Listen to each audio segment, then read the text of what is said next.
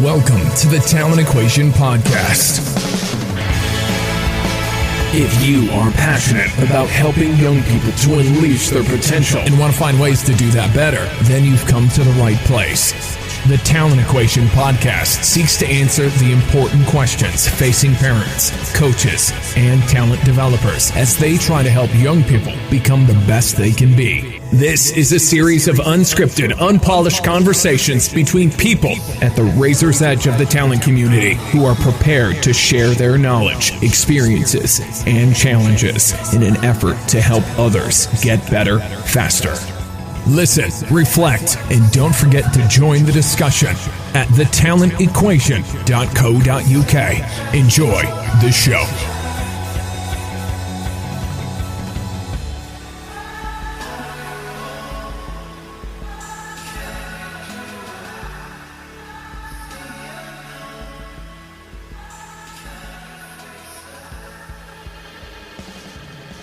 Hello there. This week's podcast is with Dr. Stephen Rollnick, who is an expert in motivational interviewing. It's a technique that has been widely used in, particularly in the health sector, but it's also been used in a range of different contexts, including business, and has only recently started to become more prevalent within the sports context. And Stephen has written a brilliant book called Motivational Interviewing in Sport, and we explore its different applications and the ways in which you can utilize motivational interviewing within your coaching. It's a really interesting and exciting area that looks at the use of communication and the ways in which we can support people on a journey of change, either long-term change from a goal-setting perspective or short-term, in a session. And I actually explore some of the ideas around the use of motivational interviewing in that context with Stephen through the course. And also stay tuned for a session that Stephen does with me, trying to help me on a journey of change, which is interesting in itself. This week's episode, there's also some bonus content for Patreon subscribers. I did a session with the Conclave Community of Learning group with a friend of Stephen's, a practicing doctor called Dr. Tim Anstis, and we actually look into motivational interviewing and have a kind of live session again, a workshop, as well as a Q&A with some members of the Conclave.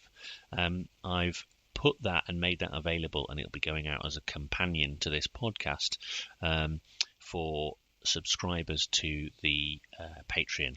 So whether you are buying me a cup of coffee or you're subscribing at another level, you'll be able to get access to this content. And also, as always, if you wanted to take the plunge and join the learning community, that is the Conclave, then by all means come and join us. We have some space available, and we'd love to have a few new members come and ask us some questions and share learning together, having some very interesting and exciting, robust conversations, shall we say, at the moment, and I'm sure you'd be most welcome to join those conversations. In order to do that, the easiest thing to do is to head over to my Patreon page. The link you can find on the top of the website at thetalentequation.co.uk, and you can come on in and join us. And if not, just come and access some of the bonus content. I've got quite a lot of stuff coming, including the material that's been recorded by my secret roving reporter Juan Gonzalez Mendia from the Finnish Skill Acquisition Conference at Kisakallio over there in Helsinki. That'll be going up in due course, and there's a load more stuff coming in the run up to Christmas. So hope to see you there soon. In the meantime, I give you Stephen Rollnick. I'm delighted to be joined by Stephen Rollnick to the Talent Equation. We've had a little bit of schedule juggling to try and get here, but I'm absolutely thrilled and excited, not least of which because I'm fascinated by, it's a bit of a new world for me, the stuff that you're doing, Stephen. So I'm really interested to talk to you about this, and I'm not going to kind of spoil it. But anyway, firstly, welcome, and I'm really glad to have you on the show. Thank you so much, Stuart. Honestly, it's a delight to have the chance to throw some ideas around with you and see if we can make a difference to the world out there. Brilliant stuff. I wonder if you wouldn't mind I don't know whether you want to start from where you are now and go back, or start from the beginning and come forward. But I always think it's really exciting and interesting to hear people's stories and see how they've arrived in this journey. Yeah, for sure, man. I guess I hit the world of sport from a sideways direction. So it's only recently in my life and career that I've actually started working in sport. And I've lived in kind of two parallel worlds for the past 30, 40 years. One of them has been in how do you have conversations with people that helps them to thrive? If you like, you can put the word counseling and clinical psychology above it. But the essence of it was a desire inside me from a very young age to work with people and help them to thrive. The other world was sport. And Stuart, I grew up in Newlands in Cape Town in South Africa. So, beautiful. That is the home of cricket and South African rugby.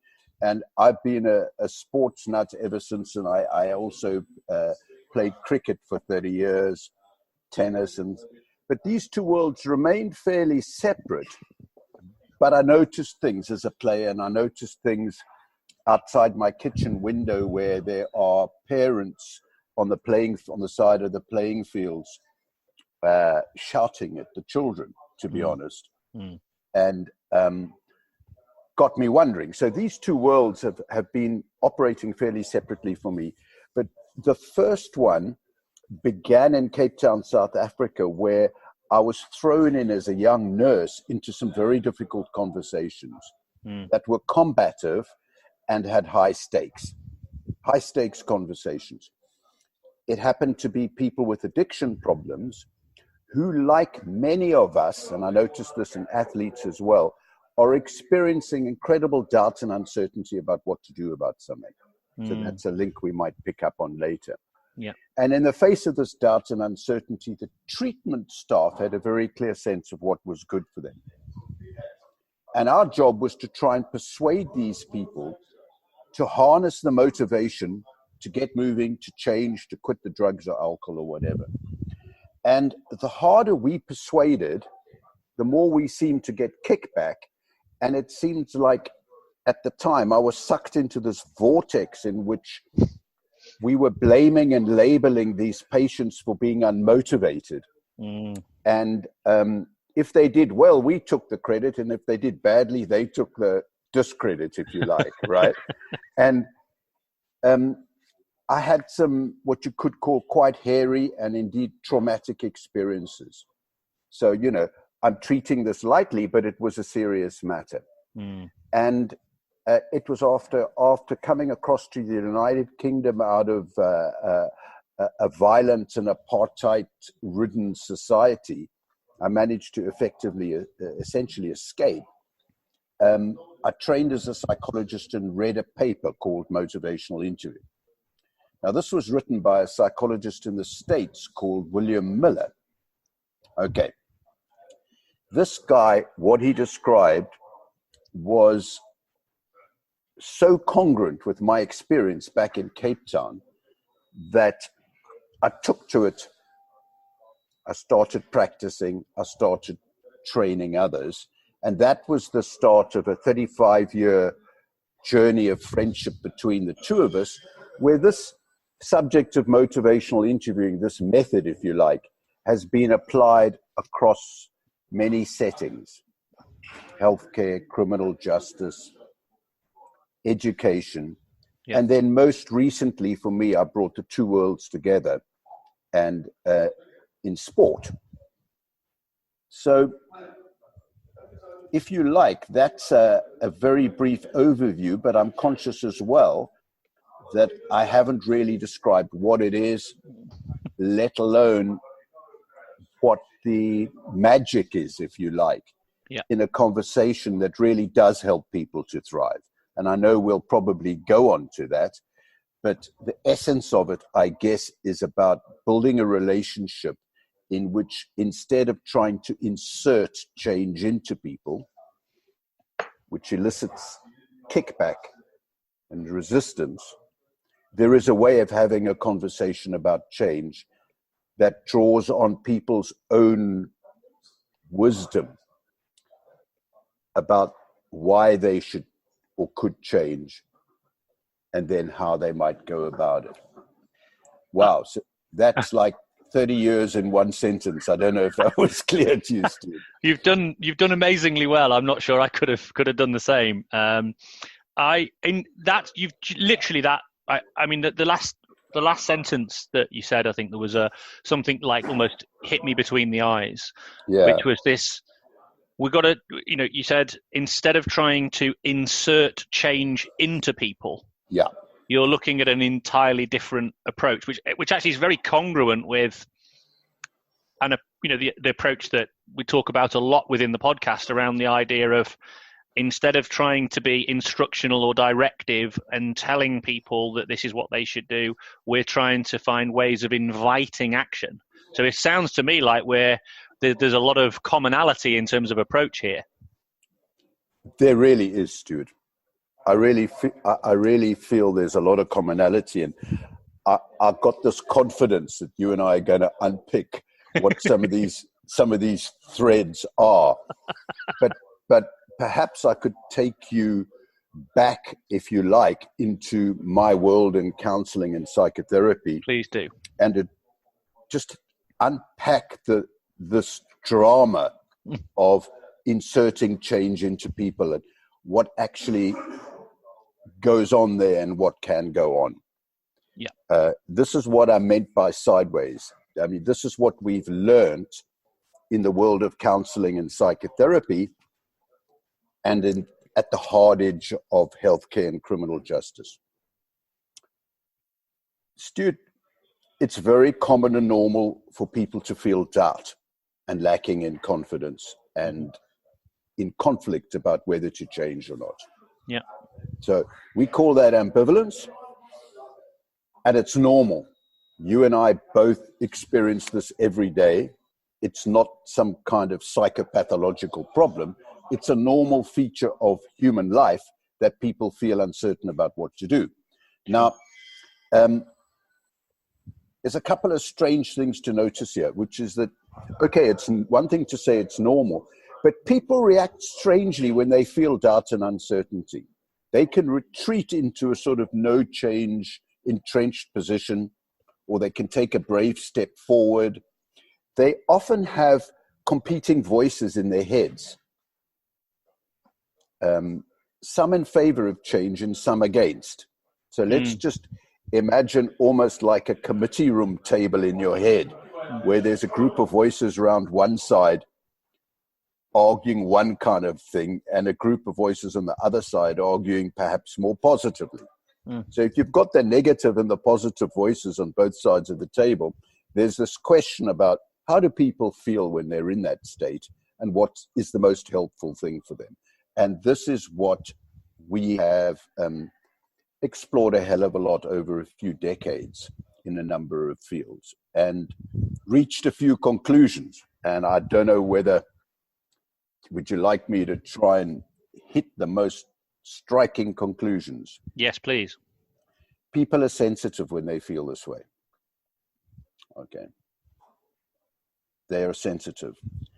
And they're sensitive to how they're spoken to. So that's one clear conclusion. And we can unpack that and say, well, therefore, how do you speak to people? But then this, which is really peculiar, it's almost like a peculiar part of human nature. If you imagine those voices on either side of the table, if I, in trying to help you, argue for the change side of those just give for the change side of that conflict. Yeah.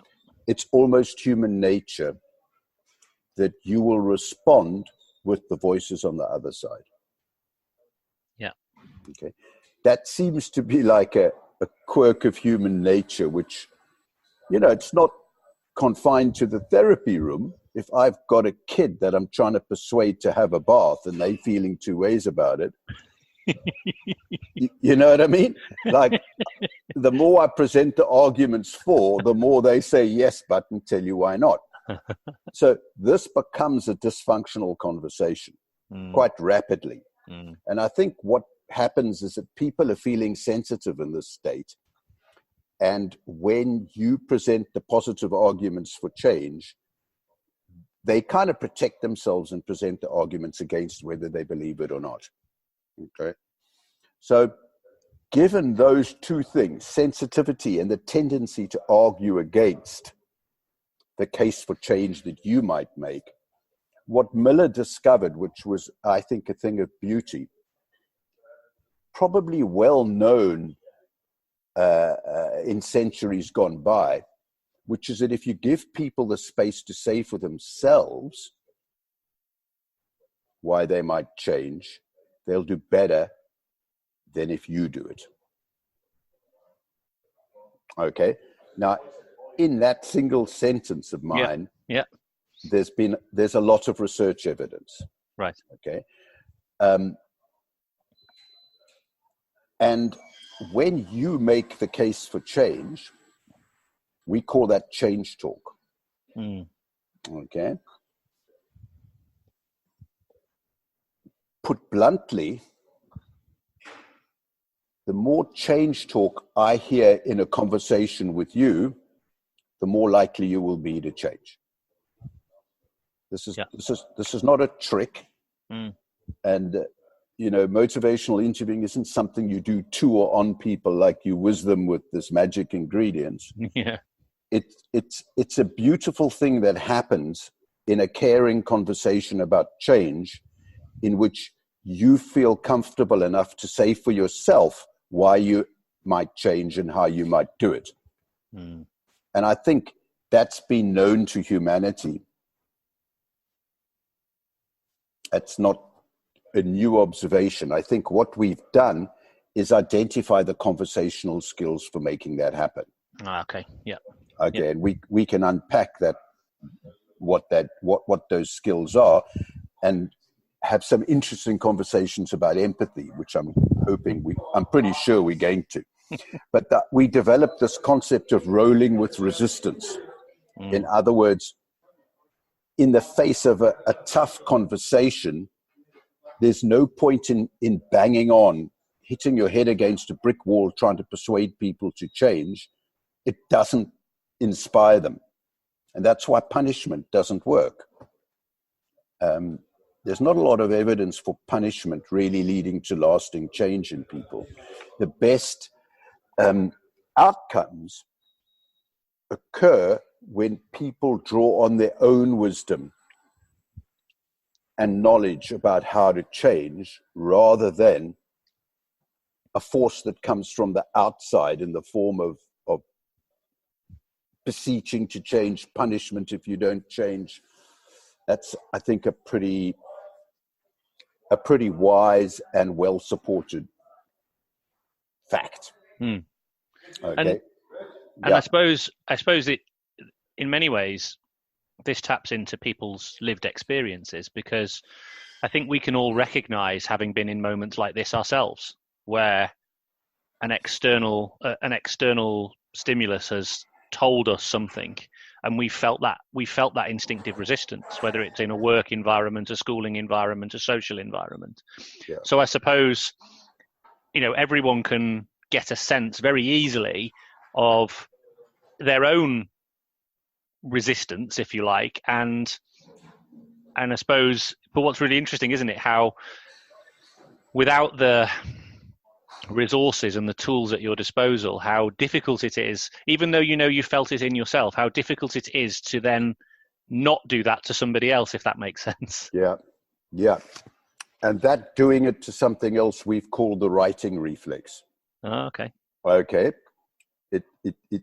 What it refers to is the tendency to see a problem and solve it for someone else. Yeah. Okay, and it's almost automatic reflex reaction that comes from a very good place usually. Yeah. You want things to be better for someone. Sure. And so you step in and say, no, don't go that way, go this way. Okay. And I'm laughing because I'm thinking of so many tragic conversations I've had that have gone that way. Yeah. It comes from a good place, and I'm vulnerable to it myself and get teased endlessly at home about it, right? No, Dad, that's not the MI way of going about it, you know. But it does come from a good place. Yeah. And it does raise the question, hang on, well, if you see someone doing something wrong or that you don't think is a good idea, under what conditions is advice giving helpful? Mm-hmm. And I really don't mean to polarize, okay? Advice giving or instruction on the one hand and motivational interviewing on the other. And that's something that I suspect we're going to unpack. I think there are conditions under which giving someone advice can be extremely powerful. And we've discovered what those conditions are by studying audio recordings of consultations in quite difficult situations. So I can speak to that, Stuart, but I think there is one core element of what I'm describing as motivational interviewing, which is that it's a conversational style for connecting with people. And the core element is drawing out from them their own best ideas about why and how they can change. That is the core. But it doesn't mean that it can't be supported by our ideas and expertise. The point is these are offered, not imposed. There's a clue to how you can do it well. But, you know, it's a bit like driving in a car with somebody and they're learning to drive and they've got the steering wheel. You're there alongside with all your expertise, but you're letting them make the running. Or a sailboat where they've got the rudder that you sometimes take over because you think it is in their best interests to move there rather than here. Maybe those images will help. Or dancing rather than wrestling. I don't know. Funnily enough, to use that nautical analogy, my father was a marine pilot, and he would go aboard a vessel because, you know, the seagoing captain doesn't know the ins and outs of tide and reef and sandbank or whatever it might be in a given port. And so the pilot obviously knows more about that particular environment than the seagoing captain. But it doesn't mean that he then comes on, takes the wheel and says, leave it to me, I'll just park it for you. Right. He actually comes on and immediately builds a relationship with the captain, but then talks to the captain about things the captain needs to be aware of so that the captain can actually dock the vessel. Yeah. So we can some similarity there, I think. Yeah, so we can see links there with what it is to help people learn and change and become more competent and confident. So from the one question I wanted to ask you, actually, you may or may not know this, but where does the term or the term motivational interviewing come from? Because I'd heard about it prior to exploring it in more detail with one of your colleagues in this space, Dr. Tim Anstis, who's I've been fortunate to meet and talk about, and very, very interested in all the work he's doing. But when I heard of motivational interviewing, it conjured up a different thing in my mind than it is. And I wonder, have you heard that before? Yeah, people have certainly asked me, because Miller and I are the co-founders of this, and we've asked ourselves why we're using this phrase. First of all, we're using the word interviewing rather than therapy because we feel, just like you described with your dad and the ship's captain, that these conversations are naturally occurring. Sure. Okay. And we didn't want to restrict our focus and other people's focus to the world of therapy. Motivational, that feels clear enough in that we're talking about conversations that motivate people rather than demotivate them. Yeah. Okay. The interviewing, it's not like a job interview. Right. It's not that kind of interviewing. If you think about the word interviewing, it's interview. So it's two people looking into something together. Okay. Yeah. That makes sense. Yeah. Yeah. So I guess one thing I was going to talk about, you mentioned earlier on about empathy, and something that occurred to me was is there a requirement to engage when you're engaging with an individual? Is there a requirement to have built a trusting relationship, or is the motivational interviewing approach something that can be applied when, for example, you're dealing with somebody brand new who you haven't necessarily built the relationship with? And then there's a second question, which we might circle back to, around power dynamics, but I'm just going to put that in place to begin with. That could make it a bit more complicated. I'm not sure, but it's fairly clear to us that without a connection with somebody, it's not possible to have a constructive conversation about change in which they feel safe enough to say why and how they might do it. So that the establishing of empathy in a relationship is fundamental. Fundamental foundation. And so in the medical context, though, I was thinking that often a medical professional may not have had time to be able to build that empathy, and yet, well, then again, it depends in which clinical setting it is, I suppose. But imagining, for example, a GP, I'm thinking of a GP, for example, who might be wanting to talk to an individual about maybe beginning a healthier lifestyle, for example, and embracing exercise within their lifestyle, even though they may have very negative perspectives on exercise as a part of a healthy lifestyle. That's a relatively short time frame in terms of an opportunity to build connection. And yet I still feel like motivation interviewing could have a really powerful role there. And I don't mean to be egotistical or puffy-chested, but it does, and it has, okay?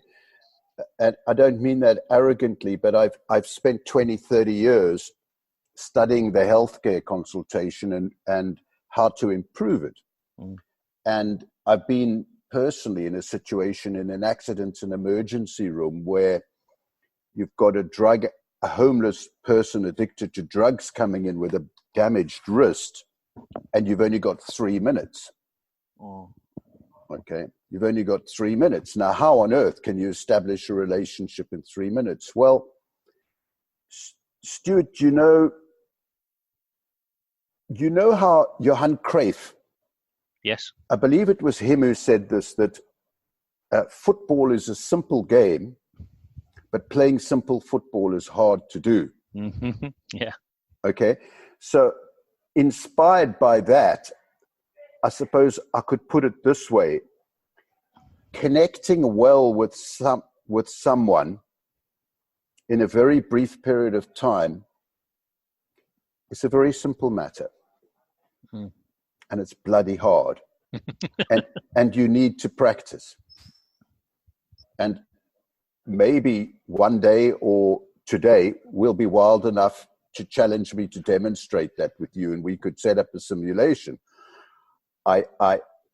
I'm saying this because I've seen connecting happen rapidly in crazy situations like that emergency room to huge benefit. Okay, and we can unpack what the skills are. Well, that might be a really good way of doing this, actually, because although we're sitting hundreds of miles apart looking at each other on screens, this is as crazy a situation as it gets. So I'm all up for that. I'm up for that experiment if you are. Yeah, sure. Yeah, sure. I mean, it involves an element of artificiality. Sure. But the point is, just like in a practice session for sport or football, there's an element of artificiality off the field, but that doesn't stop us saying, hang on, there's some worthwhile learning here. Mm-hmm. Sure. And I feel very inspired by the potential for developing coaches to take those risks and to have the humility to see themselves on a learning journey that involves trying things out. And by way of comfort, just before we start, perhaps I can say that, well, I found this comforting when I realized it. My best teacher is the person I'm speaking to. Yeah. Right. Yeah. Because you get the instant feedback about how well you've done. Yeah. Yeah. So in this sense, relationship building is something that coaches can do every day with their athletes. If they respond well, it's telling you you've been skillful. Yeah. Yeah. To be blunt. Yeah. Yeah. Yeah. So what sort of scenario would you like to, you see, what we need to be thoughtful about is, I would say in motivational interviewing or in a constructive conversation about change, step one is to connect. Mm-hmm. Okay. Mm-hmm. That's what we can demo briefly now, but motivational interviewing itself is based on that connection, but it takes it a step further. Okay. So we mustn't have the listeners misunderstanding the purpose of the demo. It's to demonstrate the initial connection. Yeah. Okay. So if you like, there's two stages to this. One is to connect. The other one is to ask them why and how they might change. Okay. Okay. I'm happy to do both if you think it would work. We could, yeah. What sort of scenario do you think would be helpful? Well, I'd happily take something that's kind of very real for me, which is I'm in this very strange situation whereby in my day job, I am all about increasing physical activity levels and leading a more healthy lifestyle. And yet, whilst being in this role, largely due to sort of the challenging dynamics of that, I've probably been the least active and the most unhealthy in terms of eating habits that I ever have. And so I'm desperately trying to find a way out of that, but I feel like I'm a little bit blocked in a kind of a difficult space and struggling to get out of it. Okay, so I'll step outside of the role of the conversation and just say my first task is to connect with you and to understand as best I can what this feels like for you. Yeah. Okay? And I'll give myself just like 2 minutes to do that. Okay, great. How's that? Yeah. So, Stuart, you're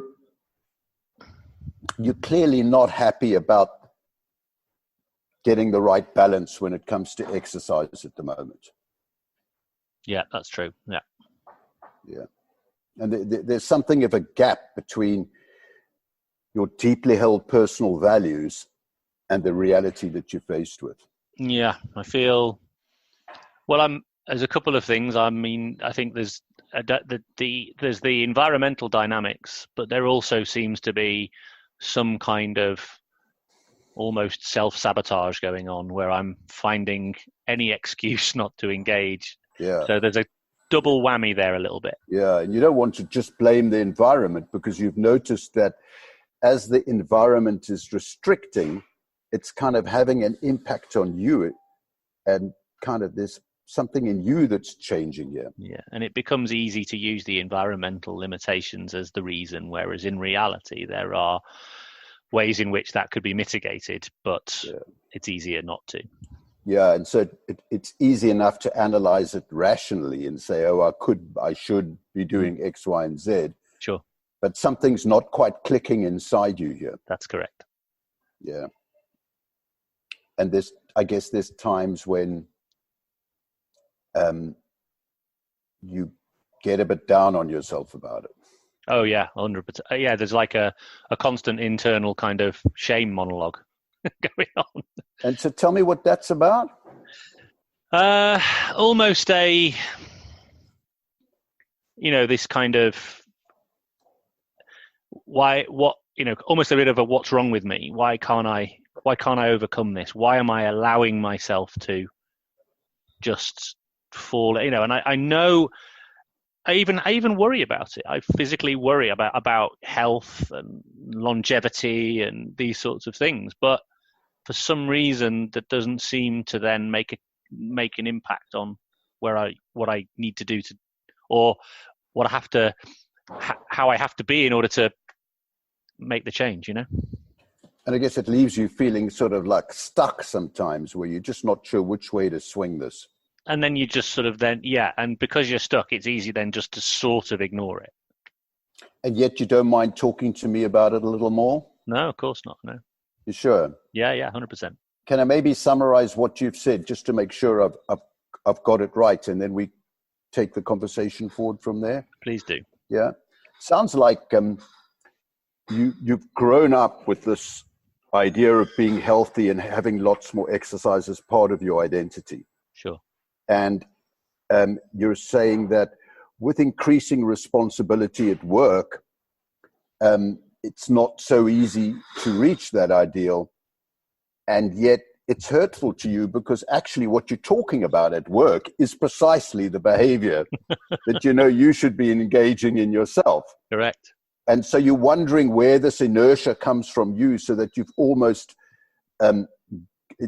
internalized a state of kind of being less mobile than you'd like to be. That's right. And yet you'd like to be if you could. I would, yeah. Okay. So could I stop there and jump out a roll? Yeah, sure, yeah. So that took maybe 3 minutes. I don't know. Wasn't long, eh? No. And I guess the question is, that summary I produced at the end was an attempt to capture it. And I would, in my head, Stuart, I've got like a scale for connecting from, say, if you like, from -10 to +10. Yeah. And when we started, we were on 0. Yeah. I didn't make it worse, I don't think. We were sort of in the positive zone. How well connected did you feel? I mean, how well did you feel I understood you? Well, that, funnily enough, that summary bit was actually a really powerful bit, because firstly, it really told me that you'd listened to everything I'd said, because you were able to play it back, and I didn't see you taking notes necessarily. So it meant you'd really listened to me. And that in itself was strong from a connection perspective. It also showed that you'd really understood. And in actual fact, the way you framed it back to me almost made it more concrete in my mind as to how I was feeling. It was like, it was a clarification of my feelings that that was very powerful. So that we probably agree that we were reasonably well connected by the time we finished that. Yeah. Okay. Now, it took 2-3 minutes, maybe a little longer, and I asked you one question in that time. Everything else I did was empathic listening. Okay, they were statements I made to you. They were guesses about how you might be feeling and what you've been experiencing. And that required 2 things from my side. One was to put myself in your shoes. Yeah. Okay. And I had to be curious to do that. And so there's a mindset element here. My mindset was one of curiosity and, as far as possible, free of judgment. Okay. Yeah. The second step was to translate my experience of being in your shoes in the form of a statement or a guess about what it is you might be saying. Yes. Okay, so it's 2 steps. And what I find very frustrating, to be honest, about the use of the word empathy in all environments I work, is that people imagine that being empathic is like being warm and fuzzy and cuddly and putting your arm around somebody and maybe stand imagining their experience. In other words, the first step. Yeah. When in fact, it's the translation of that in the form of something I say to you as a statement that actually creates the feeling of empathy. Okay. So if I hadn't summarized for you, you might not have felt that I understood you. Yes. You see what I'm saying? So the empathic connection is created by my verbal behavior. Yes. Okay. I noticed something, by the way, when you were making those, there was one question, and I was thinking about that. But when you were making those statements, if you like, you called them guesses, but it felt a bit more like than that. You were using terms at the start, like, so it seems to me like, and that's quite important, I think. Yes and no. I shouldn't have used words like me, because it's not about me, it's about you. Right. And it's sometimes hard to be skillful. Okay. And yeah. I don't think I was particularly skillful if you picked that up, because it's not about me. And you very often hear counselors and people who've had counseling training saying things like, so one of the things I hear you say is blah, blah, blah. Mm-hmm. And actually, you don't need to do that. You can just say the blah, blah, blah. Okay. So that's back to the Johann Cruyff analogy. Mm. The best empathic listening statements are super simple. They haven't got the fluff around them. You don't need the qualification beforehand. I wondered that if it was a way of being slightly less direct. I think it's because I'm doing a podcast with you and I'm anxious. I reckon. Probably. The environment is a challenge. Yes, I hear you. You got it. Okay. So what you're saying is actually we don't necessarily need all of the pre-qualifier stuff that seems to depersonalize it. In actual fact, that could actually limit the impact of what we're trying to do. We're trying to create connection, so we can actually make it as a statement. Yeah, correct. Okay. Correct. And what I'm saying is that statement is an empathic listening statement. Mm-hmm. It can be used in a number of ways. Mm-hmm.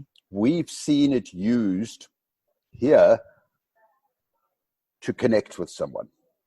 Got it. And it can be very brief.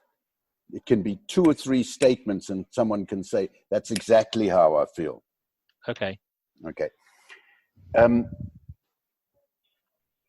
It can be used for other things, other purposes, which we can get onto.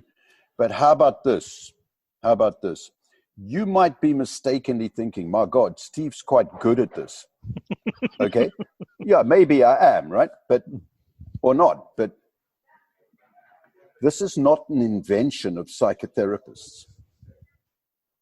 How about this? This is something natural that's in all of us. Mm. So I heard this great interview between you and Lucy Moore, where this issue was raised, like, are there some coaches who are unable to empathize? Because both you and Lucy were saying, my word, this is a quality that we need in coaches. And I've come across high-end elite coaches who say, I won't employ someone unless they're high on empathy. But what does that actually mean? And I've tried to demonstrate what it means. It is something that is in all of us, that capacity. And I'll tell you why I make such a sort of seemingly arrogant statement, which is that the foundation for empathy is curiosity. Okay? And we are all curious. We're all capable of being curious. And the most curious people I know are children. Yeah. So it's therefore no surprise to me to find that it's very easy to teach kids empathic listening. And I've noticed kids using it naturally. Right. Okay. And the sad and frustrating thing is that as we develop through our education, schooling experience, and then professional experience, it gets knocked out of us. And that's, if I have a mission, it's not to encourage people to use motivational interviewing. It's to encourage people to become skillful at some of these simple techniques like empathic listening, because as we'll get onto a bit later in this conversation, they are incredibly powerful. And so if it's something that's natural and we have it in us, I don't have difficulty in imagining coaches getting better. If we want athletes to get better at things, well, this is it's just like the Cruyff analogy. And yeah, what drives me is an attempt to demystify empathy, because it is a skill. And how about this to provoke you, Stuart? Now, this you might think is completely nuts, right? And it's an idea that came to me from a colleague, Terry Moyers, whom I feel I must acknowledge here. She stood up at a training course I was running here in Cardiff, from where I'm speaking, and she said to this large group of people, I'm not a very warm person. You don't have to be warm to empathize. Being warm and friendly has got nothing to do with being empathic. So I say that to provoke us into thinking, well, hang on, I thought empathy was about being all warm and friendly and putting your arm around somebody. She would say, no, not at all. Not at all. Empathy is a skill where you make an effort to stand in someone's shoes. You don't have to be warm and friendly while you're doing it. So, for example, if I'm doing clinical work with a sexual abuser, okay, can I empathize with that person? Well, I can. But it doesn't mean I agree with him. No. It doesn't mean I'm warm and friendly, because I'm not feeling warm and friendly. But it does mean I can empathize. In other words, I can try and understand his experience, convey to him my understanding of his experience to the point where he feels, yes, this guy understands me. But I find his behavior abhorrent. Is that where the confusion often people have between empathy and sympathy? No, I think sympathy has got to do with feeling sorry for someone. Yeah. Okay. Now, when we talked about your exercise, I didn't have that experience. Yeah. Okay. I believed absolutely passionately that if this was going to be resolved, it was going to be resolved by you, and me being sorry for you wasn't going to help. Right. I felt compassion for you. Okay. Okay. In the sense that I wanted to help you resolve this, but not sympathy, I didn't feel sorry for you. I had too much respect for you to feel sorry for you. Yeah. Yeah. So these words mean different, it's quite subtle. Yes, it is. But it's possible to be, like you say, a minute ago, it's possible to have empathy with somebody or be empathic without feeling sorry for them or feeling compassion necessarily. You can just understand their experience, I guess. Yeah. And you don't have to be all warm and friendly and have arms around the shoulder. I mean, I'm not saying that's not useful for building a relationship. It's a natural part of relationship building, but empathic listening is another component. It's not the same thing. Yeah, I see. Yeah. Hell, I wonder, Stu, am I indulging in psychobabble here? No. It's fascinating stuff. I mean, and I'm just thinking around this point around, so we haven't even mentioned the fact that you've actually recently published a book that's actually looking to explore this from the sports context. Am I right in thinking this is the first time something's been published that, or particularly a book's been published looking at motivational interviewing in a sports context? Yeah. Really excited about this. It's hot off the press, I believe. It's not been out long, has it? No, just a couple of weeks, in fact. Okay. Yeah. I wonder if, in order to bring some of this stuff to life, actually, in a bit more detail, and also for me, not necessarily just to be completely indulging myself and getting a kind of free MI session with you, I wonder whether we could explore some potential kind of applications within that sports context, because I mean, I think that'd be probably quite useful for people who are sort of listening in and now they have curiosity now, so we can explore with that a little bit more. Yeah, it was a wonderful experience for me to cross over from my world in motivational interviewing into sport. I think because I noticed how much joy there is in sport. Yeah. And that makes conversations potentially much more fruitful. I guess we should try and take some concrete examples. Without wanting to go back to the interview with you, my next question with you was about change. Okay. Yeah, go on then. Okay. Insofar as I felt I had a reasonable connection, it felt quite reasonable to say to you, I wonder how you think this might be resolved. Okay. What would then happen is that I would hear change talk. Yeah. Okay. And I would never be impatient about you making a decision, because I know that in the context of our relationship, like you would have in sport, there's a wonderful sense of continuity, which you don't have in other settings. I trust you to take that journey for yourself, knowing that I'm around, if I'm lucky enough, to join you again in the conversation. But if I'd asked you, how do you think you might move forward? We are now in the terrain of motivational interviewing. Okay. And I won't be inserting wisdom and knowledge into you. You telling me what you think the road ahead might be motivates you and makes you more likely to change. And when we get to the point in the conversation where you start saying, well, I wonder how I might do that, then we're planning, and the same dynamics apply, which is that I might have ideas to offer you, but you're going to grab hold of the ones that make the most sense to you. So I just wanted to finish the account of our conversation, which we're not going to continue. But wow, Stuart, it's a hell of a question. Like, how might this stuff be relevant in sport? The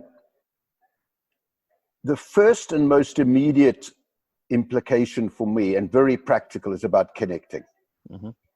Sure, 100%. So that's what I demonstrated with you, well within the reach of any sports coach. Okay. Rapid connecting is going to reap benefits that I've observed in high quality coaches. So that's definitely the first. The other area of application is around behavior change, which we saw a little bit with you because it was about exercise. It was about lifestyle change. But a young person turning up late for practice, using the cell phone in the wrong time, basically not doing what you feel is an important thing to do. Okay. And I'm inspired and feel very honored to have seen in writing what a football coach I admire very much said about motivational interviewing. His name's Matt Wells. He was with Tottenham Hotspur under 23s, I think. He's moved on now. He said this: I never understood why it was that players didn't seem to take on board my messages until I realized it wasn't the content of my message that was the issue, but the way I was conveying it. And what he then says is that MI, or motivational interviewing, just gave him the framework for getting messages across, so to speak, in a more respectful and effective way. So he became more sensitive to actually what is the style that I'm using here? And what are the skills that I'm using to try and communicate with this player? And the style in motivational interviewing sits between guiding and following. It's a center ground. It sits between directing and following. Okay. That's something I wanted to unpick with you because I noticed you and Lucy grappling with that. But promoting change in athletes can be a matter of paying careful attention to the style that you're using. And I think that's what Matt Wells is getting at.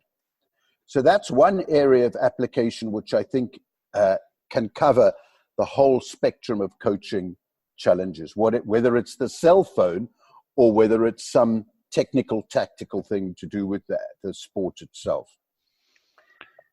Then there's another that I'd perhaps could touch on, is what happens if you want to give feedback to a player. Specifically, you notice something on the field and you want to give feedback. Now, that can be done skillfully or less so. Yes. And in motivational interviewing, we've got a framework for doing that, and that's what is described in one of the chapters in this book. Okay. And so what would that look like? Because I know that feedback is a really hot topic. It's something I get a lot of questions about. So I'd be really interested to explore that more. We've got a simple framework which could be described as ask, offer, ask. Okay, or elicit, offer, elicit. And I could briefly describe this to you.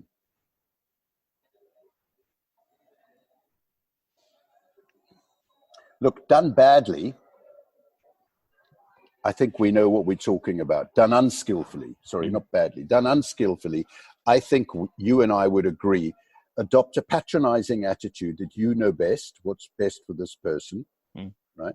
Talk down to them, tell them what they did wrong and how to improve it. And don't listen to how they feel about it. Yeah. Almost like you're lifting a lid on their head and imagining that you've got to stuff some of your expertise into their head, put the lid back on, and then wonder whether they've taken it on board, and then complain afterwards and blame them when they don't. I mean, I've seen this in a lot of sporting environments. Yeah. This kid just doesn't listen to feedback. Okay. I would maybe suggest a reframe of that, which is the way in which that feedback is being handled has not induced learning in the person. Right? So look, here's a framework that we would suggest from motivational interviewing. Let's have a concrete example. What could it be? What about just something highly technical? Okay, something you noticed. And we talked about curiosity earlier on. Sure. I would imagine, and it's what I love about sports coaching, is that curiosity is one of the fabulous features of sports coaching. Sure, yeah. Because you can watch stuff going on from different angles and can chat to people. I mean, doctors don't have that sort of time, to be genuinely curious about someone's development. So let's imagine you're curious and you noticed something technical. Okay. And you can see that they could have maybe done it differently. What you would do in the first of those three phases, which I called eliciting or asking, is ask them what sense they made of it. Okay. How do you feel you got on? What did you notice? Okay. That improves connection because you're using empathic listening. You listen like hell. And the more skillful you are, the less time it takes. Like with me, it took us 3 minutes and we nailed the understanding. Then you ask permission to provide your observations. And your observations are not facts delivered patronizingly. They're suggestions. They just something you've noticed with curiosity. I noticed that when you did that, instead of doing this, you did that. And I wondered how well that turned out for you. I suspect maybe not so well. And then you move rapidly onto the third phase, which is to basically elicit and listen again. And it's in that third phase where you help them to make sense of what this information and feedback is, that you see the light bulbs going off and you hear the change talk. Do you see what I mean? So there's like a simple framework there which I imagine is compatible with good coaching practice. Absolutely, 100%, and is wildly different from two other models or two other delivery methods that would be fairly typical. The first one would be a very direct one, which is stop, come to me. See what happened there? What you did was this. I'd like you to do that. Not even often delivered in that way. I'd like you to do that. It's just don't do that. Do this. Okay. So it could be that way. That's a fairly standard model. Another one that's slightly better, which is probably unhelpfully described as the shit sandwich, for want of a better term. Yeah. Which is, I'm going to come along and give you something positive, then I'm going to give you something corrective or slightly negative that I've seen, and then I'm going to give you something positive. And really, that is actually just a way of trying to dress up some corrective or negative feedback and make it feel a little bit softer. I actually think it's fairly, it's pretty meaningless, because the athlete sees through that. They go, okay. Okay, your positive stuff, right? Give me the real stuff that you really want to tell me, right? And forget whatever you've said at the end, because it's pointless. You may as well not bother with it. It sort of lacks authenticity, and you also notice in the athlete's reaction that you're not doing that well anyway. No, exactly. And then a third, and then there's another one actually that I've just thought of that is before. So I noticed there's a lot of coaches who will use questioning. And they know that questioning is a skillful approach to coaching. So they know that eliciting information is useful. But I think what they do is they use questions in a way, and I call it the kind of coaching game show, whereby the athletes know that there's a right answer. and the coach is asking questions, and the athletes are basically playing a guessing game in a desperate attempt to try and find something that the coach is going to then smile at them and pray and heap praise on them for getting and say you got it. That's right. It's like a smart ass question that the coach knows the answer to. Yes. Okay. And I've noticed coaches doing this, and there is one positive side about it, which is that they are genuinely interested in this player learning. Mm-hmm. They do have that inside them. It's just that Johan Cruyff would say it's not very skillful maneuver. Yeah. Because it doesn't really do what you want it to do. And I think the missing piece is listening. Yeah. Okay. And so I've noticed also that perhaps before I say that, then there's another way, which is to ask a question that you don't know the answer to. Yeah. Yeah. Okay. Now that's what we discovered in motivational interviewing. You know, the answers inside these drug addicts and alcoholics were uniquely personal. Yes. One person's reasons for change is different to another's. So armed with open questions that you don't know the answer to, and empathic listening statements that delve into and dig deeper into the person's response will get you further.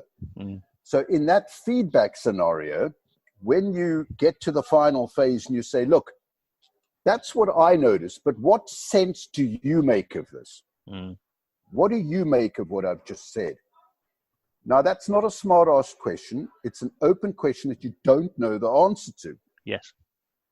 If you then use listening immediately after asking that question, you will help the person make sense of it. So that's one example of the application of motivational interviewing that actually touches on 3 out of the,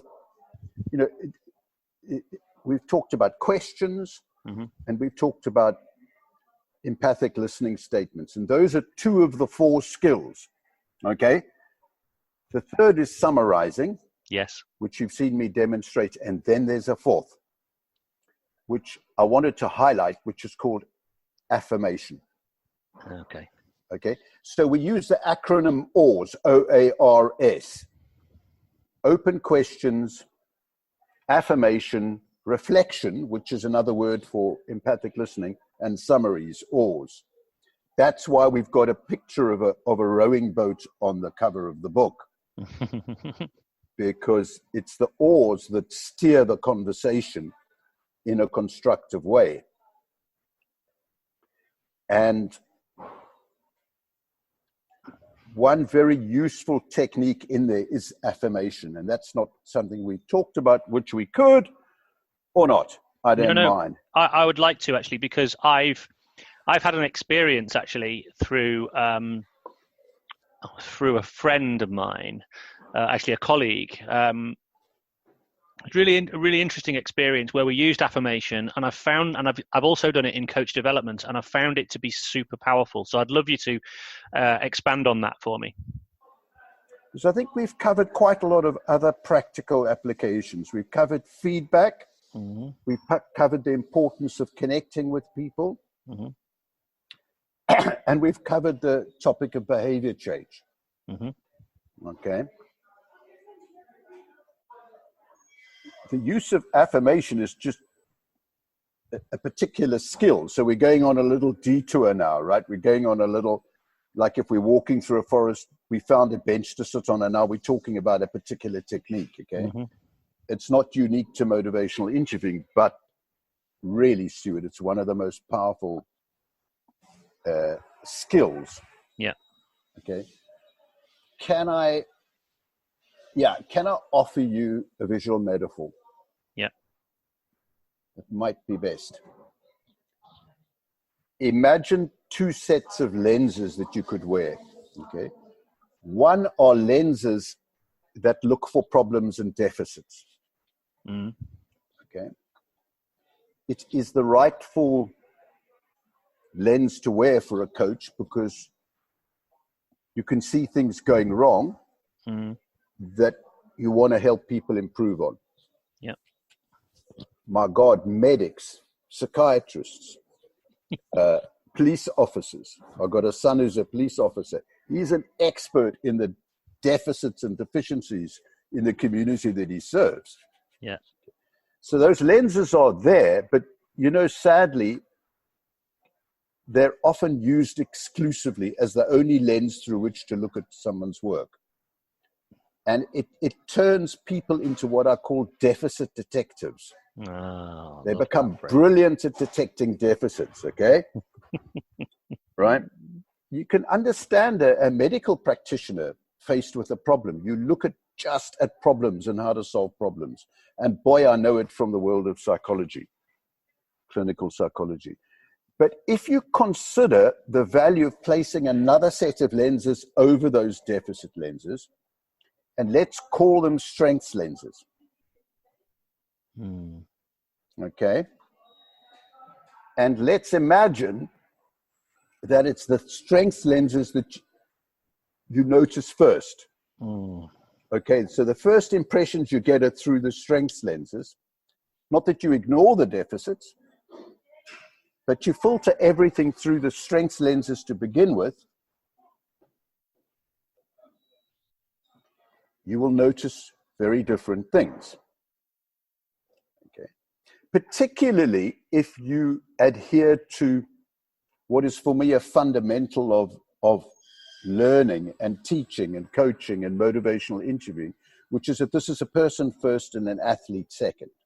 Yeah. Okay. So that's a big one for many coaches if they could make that shift.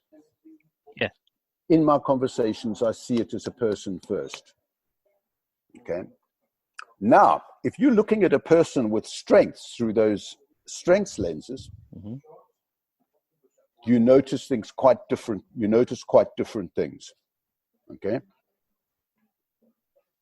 Affirmation is the verbal expression of what you notice. Okay.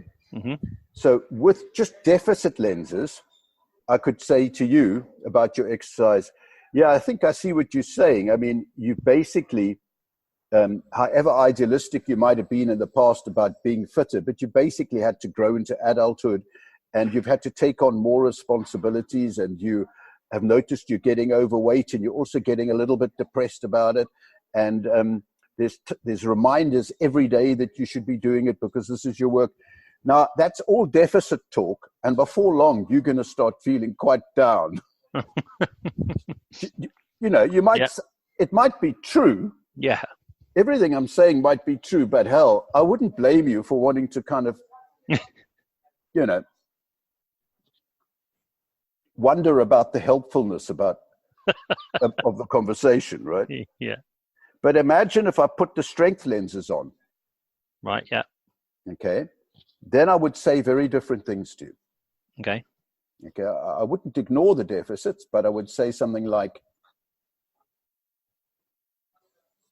you went into the kind of work that you did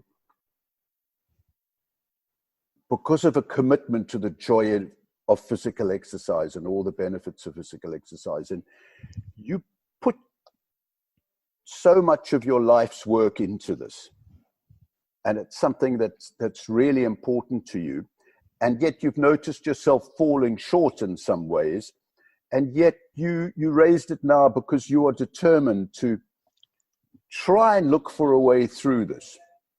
Now, in what I said there were a number of affirmations: determination, your life's work, your commitment. Do you see what I'm saying? Yeah. I noticed different things. And what I've noticed in sports coaches, the less skillful ones, is they've only got the deficit lenses on. Sure. Okay. And so we've produced a chapter in the book that pulls us apart and tries to explain it. Having the strengths lenses on, I've just started working with some sports coaches on this, and particularly with a particular football coach, a soccer coach, who's using affirmation instead of praise from the side of the field in a game. Okay. So there's a useful practical tip, if you like. What would it take for you guys to use affirmation rather than praise? Because praise comes from a good place in your heart. You're trying to encourage someone. Yeah. But honestly, I feel that praise is overused. Yes. It's used like confetti. Yeah. And it's a bit like having a couple of glasses of wine. It kind of makes you feel good for a while and then, right? Yeah. I don't know if that makes any sense. Whereas affirmation is something much deeper. Yes. Okay. And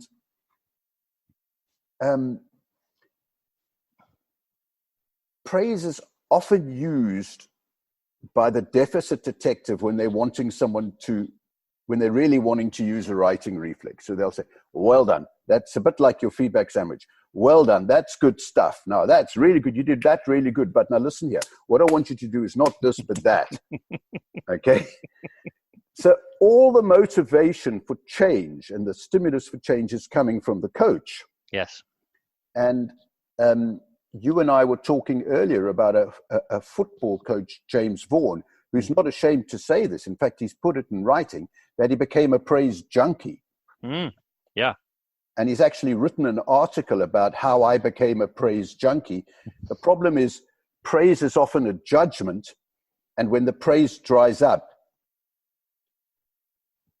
it's hard to find the motivation inside yourself to keep going. Yeah. Affirmation, like praise, is a form of encouragement, but it has a much more powerful effect. Praise, just dwelling on praise for a second. I love that idea of a praise junkie. I can certainly associate with that. I was a praise junkie for sure. I think there's a couple of other things that are worth mentioning, which is when you fill the space with praise, firstly, almost you get to that point of like you're almost looking for your bigger fix because you've used your praise up. You know, when something's excellent, then it's like, well, what's beyond excellent? You know, so you're looking for bigger and bigger superlatives to some. But then the other bit of it is that you might, by pure chance, not praise by accident. You know, by the fact that maybe you were distracted or you were talking or you were doing something. Yeah, and then the athlete's like, well, hang on, a minute ago that elicited this response, and now it's silence. What have I done wrong? Or the other athletes who aren't getting the praise, it's a real double-edged sword for them because they feel like, well, hang on. So then there's that bit, but then the other bit about praise is links to Carol Dweck's work, which I'm really fascinated by, about the idea of depending on what you praise or what you talk about. I mean, she says that, praise around the whole idea of the self-esteem movement. And I think her idea or her entire life's work has been around challenging the fundamental basis of self-esteem, around the idea of self-esteem not coming because you get external feedback from somebody as to your worth, but more by virtue of the fact of drawing attention to the value of what it is that you've done for yourself. Yeah, it feels like we're in exactly the same space there. Yes, and so she says that if you're going to use praise effort over talent. Yeah. And I think for her, this is part of having what she calls a growth mindset. Sure. Which I think is just a beautiful concept for school teachers and sports coaches. So practical. And yet, Stuart, I'll tell you something really weird. Yeah. Right? I'm having an argument with Bill Miller about this. We can't quite agree, right? and it's quite interesting, right? When I look at Carol Dweck's examples of constructive praise, they are affirmations. Yes, exactly. And you see, affirmation involves making a statement about something that's inside someone that you're a privileged witness to have noticed. It's not a judgment you're making. God, there's a real beauty about that, what you've just said there. A privileged witness to what you've... A privileged... Witness what you've noticed. Yeah, that's fabulous, yeah. And the impact of it is that the person might not have noticed it themselves. Yeah. Okay? And they take ownership of it and they grow as a result. Yeah. Okay? I can think of one very striking clinical example and one football example, if you'd like me to. Yes, please. On the clinical front, I was working with this guy who, viewed through deficit lenses, didn't have a hope in hell. Okay? Yeah. He was about to lose a leg to type 1 diabetes and was addicted to multiple drugs and was extremely poor and lived alone. And he was about to lose a leg, type 1 diabetes. All his money was going on drugs and alcohol that was bad for his diabetes. The doctors didn't want to operate on him because he was chain smoking, mid-40s, but always beautifully dressed. Okay. So one day, he comes back to me and he said, "Steve, I've stopped smoking." And I said, how do you mean you've done that? He said, "Steve, it was something you said." And I said, "What?" He said, "When I left last time, you stood up and you shook my hand and you said, 'You are a dignified person.'" I don't remember saying it, simply because I must have been desperately wearing the strength lenses, because there wasn't a lot of brightness in this situation.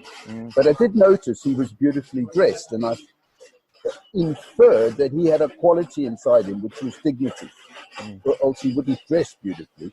And I just shook his hand and said, "You are a really dignified person." And he said, "I walked out of there and decided no one can take the dignity away from me.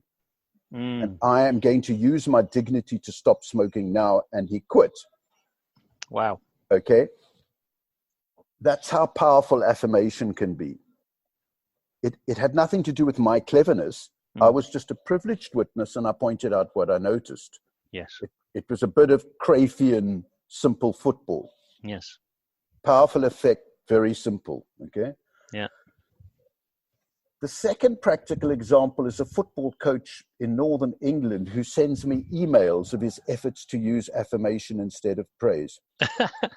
Right? He's a great guy, right? He's coaching under 11 girls. Okay. Something like that, right? And he just keeps like a log and sends me these emails. And he says that great pass, or excellent pass, praise, okay? When he's got the strengths lenses on, becomes instead some vision to see that gap there. Okay. So you see what I mean? The vision is inside the person. Right. It's a quality inside them. And in one of his emails, he says he notices that the other girls try and copy the affirmed girl. Okay. The vision of the affirmed girl. Yes. Yeah. I wonder in that. You've made me think of something that I do, which is actually where something goes wrong. For example, so in principle, it's a failed attempt, shall we say? I quite often will go, I love the idea, as a way to draw on the intent. That's very nice. Is that in the same space? I think it is in the same space, and I'm not quite sure what you'd call that, but you highlighting the good intentions and bright ideas of the person. Yeah. It's got to be in the same space. It's a way of saying, you 100, continue. Please continue. Yeah. Don't take the fact that it didn't work as a reason not to do that, because the intent was brilliant. It was exactly where we're trying to be. We want to encourage more of that behavior, and I don't want them to associate a negative connotation with the fact that it didn't actually work out, because there's a whole variety of reasons. I mean, it might be just execution didn't quite work, or opponent intercepted and read the intent, but doesn't mean that the approach and the attempt at it was the wrong thing to do. Absolutely. And you can see how you want to be genuine with that and not slip into the feedback sandwich, like, great idea, but let me tell you how to, you can see where that could go. So it's fairly subtle, but I noticed in your example, it's simpler than the feedback sandwich, actually. So it's back to the Cruyff analogy there, The affirmation thing, I actually think that's really interesting, because that's a challenge, that is. It's really easy to fall into the trap of great pass, brilliant tackle, well done, well played. Oh, great stuff, great work. That's just natural vernacular, isn't it? Yeah. But actually, to then go into the affirmation, and I can totally see how much more powerful that would be. Yeah. From the perspective of, but actually, it's going to take that'll take a little bit of almost, I think for me as well, a bit of deprogramming almost, and I'll have to be quite mindful of how I present the affirmation. That's right, and if I had a magic wand, it would be to teach parents this. Because on the side of the field, so many coaches tell me that they're just behaving like deficit detectives. They're just saying, no, don't do that, do this. Yeah, well done. And it's not constructive, a lot of the shouting I see from the side of the field. Yeah. And that's really unfortunate. Yeah. So much so that I came across an elite soccer club recently where they proudly told me that Saturdays are called silent Saturdays. Yes, heard about this. This is very popular. That is extraordinary. So instead of connecting with the parents and helping them find ways of supporting these kids and affirming the kids, they're basically saying, you are so abrasive in your behavior, you've got to shut up. And it strikes me as a sad indictment of the incredible potential and effort that the parents put in to come down, and the energy is just not used. But there you go. Interestingly, I think in coaching, some similar things have begun to happen, which is utilizing games-based approaches, and even utilizing what they call a constraints-led approach. Some coaches have taken that and this principle of the game is the teacher. Some coaches have taken that to mean as right kids, off you go and play, and then we'll just stand at the side and watch and say little. And at one point in time, I had some feedback from a kind of a coach developer around me putting too much verbal motivational language, or what I saw as motivational language, into the space, and I was just praising.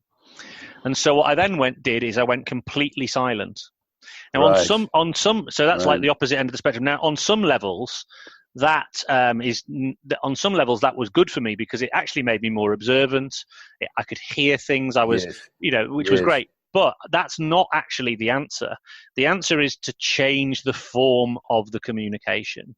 Correct. Because actually putting affirmation in, now in some cases it was meaningless, but in some cases it was very real. So I use a term which I think is very similar to what you're talking about in affirmation. I call it a hot review. Right. So it's live in the moment. Yeah. Where I might have had a conversation with an individual about something they were working towards. In fact, using something very similar to ask, offer, ask, where I will have drawn their attention to a moment in time and asked them to maintain their focus on that when they go into the next phase of play, let's say. Whatever, yeah. And in the moment, I might do a hot review and say something along the lines of, and I remember distinctly saying this to a young man called Tomek, interesting name, but I said to him, Tomek, how did that feel? Nice. Yeah. I wanted to mark the moment where he had achieved something that he'd previously struggled with. Yeah. And he just threw a big thumbs up at me and off we went. Yeah. And that's what you're talking about, I think. Is that right? It is. And there's a good example of where an open question can be aligned with affirmation if you happen to have the time. So how did that feel? Gives you the opportunity subsequently to affirm. Yes. And it's the combination of these skills that make for simple football, if you like. And I was going to there's a bit of a moment there where I was going to circle back to, the ask, offer, ask model around feedback. Yeah. In a coaching context, I might plug a couple of extra bits in. Really? Yeah. So, for example, which is to make it more circular, perhaps. I mean, it's already pretty circular, but yes. Which might be that. So sometimes I find with an athlete that I'll come and I might ask what they notice, and they haven't got a recollection. Usually, a lot of young people actually, because they've played the coach guessing game for quite a while, they become a little bit cynical towards it, and so they don't really want to offer anything. Yeah, that's right. Yeah. And so you ask, so if you ask, what did you notice? Actually, the only way you can not answer that question, you can't, because with the other guessing game, there's a right or wrong answer, and they learn that pretty quickly. So if you get that wrong too many times, or you not getting the connection with the coach to show that you've done it well, you just don't answer the questions anymore. So, if you ask a question like, what did you notice? That's just an invitation to provide information. Correct. And really the only way you can get that wrong is not to answer. Yes, because it suggests you're playing with your brain switched off. Yeah, exactly. But a lot of athletes do that, in the sense that they're so involved that when you then sort of pull them out for a second and ask them to reflect, it's almost as if, there was a game going on, but I wasn't really thinking about any of that. Yeah. So one of the ways I navigate that is to, prior to the activity, I might pose a question which draws attention to an area that we're then going to compare against. Lovely. Yeah. Lovely, I get it. And what's quite striking from the way you're describing this is the conversations will feel normal. Mm-hmm. Okay. Whereas the clever question conversation doesn't feel normal, which is why the athlete probably doesn't immediately answer it. It's no fun for the coach or the athlete. Yeah. It's kind of abnormal or unnatural conversation. Yeah. So what we find in motivational interviewing is that the really powerful conversations that are infused with affirmation and empathic listening, people listen to them, they say, my God, or they experience them and they say, my God, that just felt like a normal chat. Yes, yes. Which is a bit like it was between you and me. We were just chatting about how you felt about exercise. Yes. So maybe there's crumbs of comfort there for coaches to realize that, you want to just get normal here.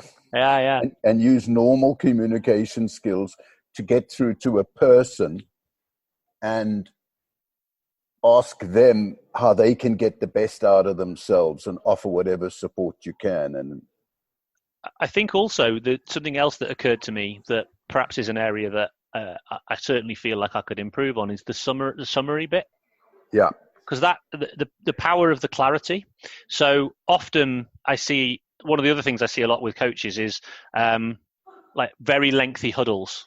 So like there's a break in the training activity, and then we're going to have a huddle and there's a bit of a debrief about it. And there's a lot of input coming in from the athletes, which is brilliant. You want that. You've elicited it. You know, the coach done a really good job there and there's a lot of information coming in. But it lasts ages. And there's so much input that it's almost as if you then go back into the session, but none of it's really landed. Yeah, that's so actually I feel like firstly you could shorten a little bit the thing, but then for the coach maybe to play the role of summarizer. Yeah. All right. So what I've heard you're going to do, what I've heard you've said you need to do in the next phase of play is you do this, and you said you wanted to do that. And you said, does that sound about right? And they can either confirm or deny that, and then they're in and they've got something to focus on. It's absolutely right. The summary picks up the key points, which is what I try to do with you. You can use it in groups. In a way, it's a separate podcast between us, if you want to, about the subject of teams and groups. Yes.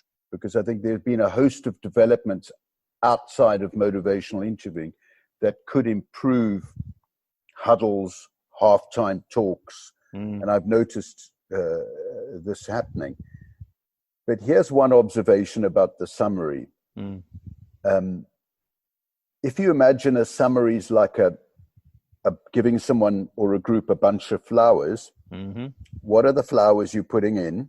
And are you shoving a whole lot of weeds in there? Yeah. Okay.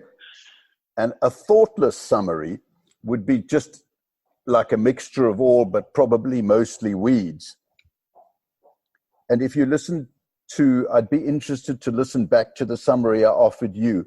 I suspect there were quite a few flowers in there. and the flowers are the change talk that you've picked up. Yes. And affirmation. Yes. Okay. And I would hope, I'm not sure if it's a case, but I would hope in that summary with you, I at least made some affirmations. Yes. But that's what you'd look for. Because if you can develop that skill with individuals and groups, you'll find them more likely to act on it and get better outcomes if they contain flowers and affirmations, if you like. And are the flowers the affirmations? Sorry, I'm mixing metaphors so dreadfully. It's just disgraceful. No, it's disgraceful. The flowers are either change talk or affirmations. I see. If you like the positive bits. Yes. The positive bits. I've got it. So you're listening for the flowers, and then the affirmations are playing back what you heard that were the positive bits. Right. You're listening for the change talk in motivational interviewing. Got it. Okay? Got it.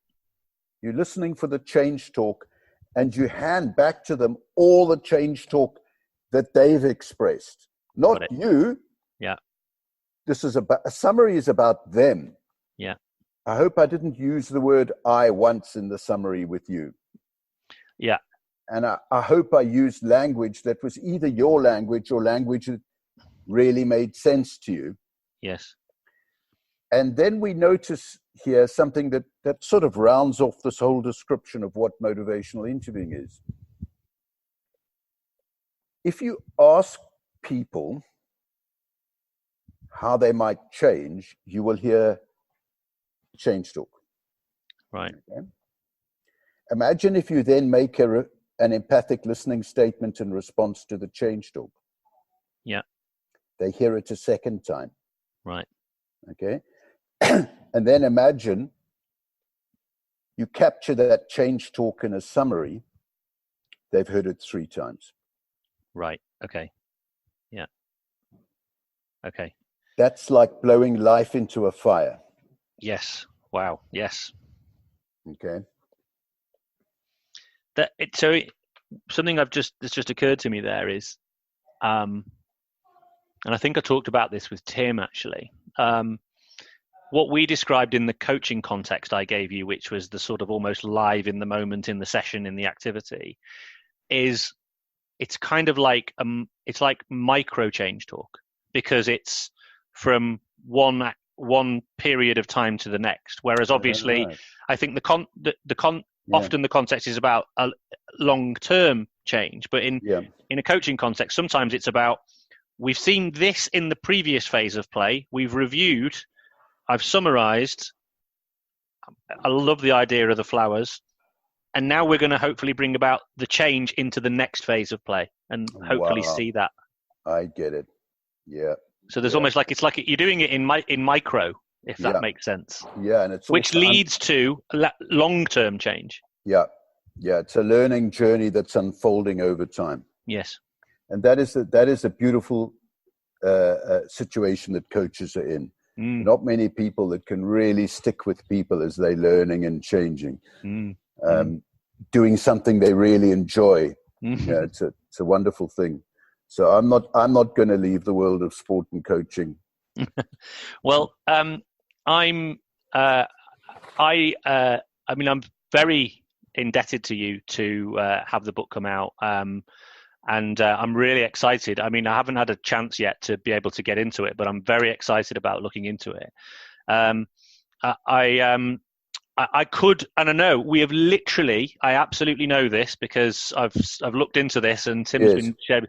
We've literally, it's absolutely the tip of the iceberg we've talked about today. Yeah. And I'm a little bit under time pressure, not least of which having to do the school run and pick up my children, and I'm going to be giving them a lot of affirmations.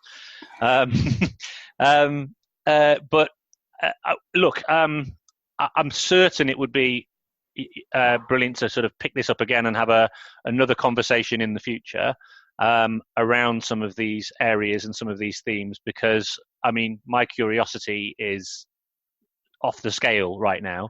But in the meantime, and to just sort of finish this off, I mean, if people want to either get in touch or would like to find out more, or if there's any workshops that are happening that they might be able to get involved in, or you're speaking at anything, or where they can get hold of the book, what's the best way for them to do that?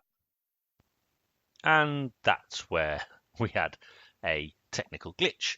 So sadly, Stephen wasn't able to sign off in the customary manner, which was a real shame, and we weren't able to reconnect. However, we jumped on the phone straight after, and Stephen said that he was more than happy for people to get in touch and to pose questions. He's really interested and excited about working more in the sports realms. As you can hear about his passion for sport. As a South African, I'm not going to make any references to recent experiences in rugby. However, he obviously very passionate about what we're going to be doing, what he can do in the sports realm, and some interesting conversations that I'm having with him and with Tim about how we can bring more motivational interviewing into the sports context, with some workshops and some conferences potentially. Anyway, the book is out, available at all good booksellers. Highly recommend you checking it out. Stephen's publisher has been kind enough to offer a 30% discount.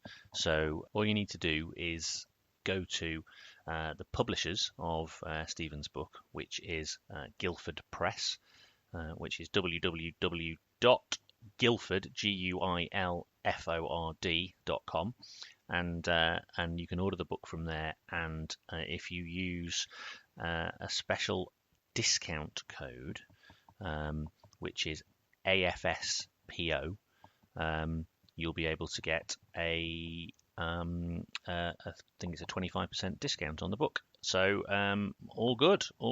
I'll put the code into the show notes and also into the blog post that accompanies this, and also into a post on Patreon for those of you who are Patreon subscribers, if you wanted to access the book from there. In the meantime, hope you enjoy.